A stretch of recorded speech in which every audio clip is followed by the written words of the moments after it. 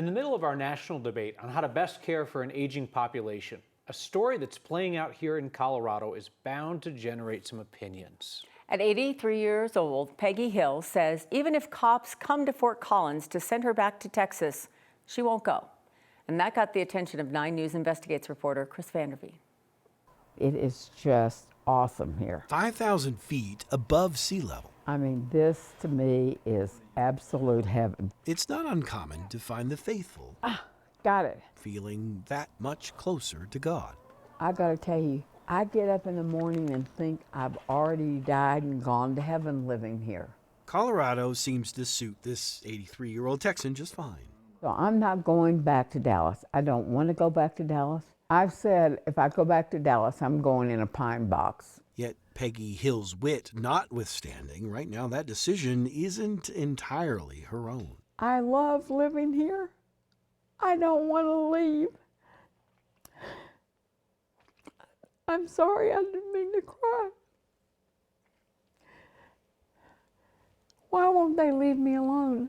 I mean, I'm happy here. Here, Magnus. Happy, yes. Woo-hoo, yum, yum, yum, yum, yum. But able to remain? No. Like At least that. according to a Texas court, which says every day she spends here in Colorado with her son and daughter-in-law is one day too many. Here I am, 11 o'clock at night, Googling what happens when you get arrested on the computer. Give me a step-by-step. If my kids are with me, if my kids are not with me, what is the process through that? It was last year when a doctor in Texas in this report concluded progressing dementia had left Peggy Hill incapacitated, at least in a legal sense. What's that?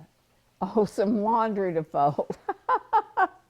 Put it on this side so I can reach it. I will admit, I do have some memory issues. Her children, some of whom live in Texas, agreed to let that state assign a guardian to help make critical decisions for Peggy, something Peggy now detests. And when you have a guardian, oh my God, you don't have a life. Critically, her children, who disagreed over where and how Peggy should live, also agreed to certain provisions in this mediated settlement agreement.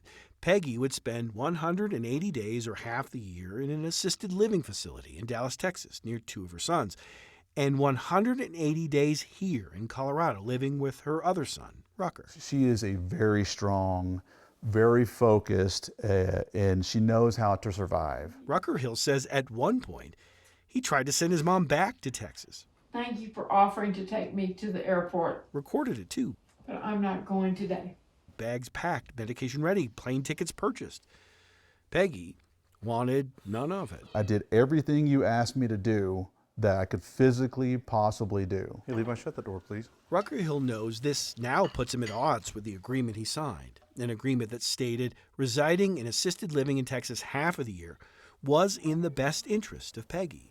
But Rucker and his wife say something important has happened since then. A Colorado doctor has now diagnosed Peggy with a condition that can cause confusion and memory problems. And hydrocephalus just basically means that there's cerebral spinal fluid on her brain that hurts with the memory. What surgery set for next month here in Colorado might change isn't yet clear. They're getting ready to put in a shunt in my brain that will drain fluid from my brain. But her Colorado family argues the move to get her back to Texas should, at the very least, pause. It just appears broken.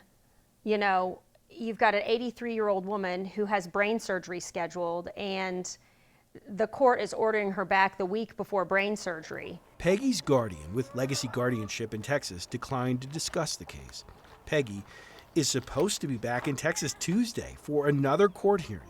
If she's not, Rucker and Rebecca Hill have been ordered to explain why they should not be held in contempt. In the meantime, I have a triple sliding door out to a private patio. And when I wake up in the morning, I can see rabbits hopping across my patio. How many people in my situation get that? Peggy Hill clearly believes Colorado feels like home.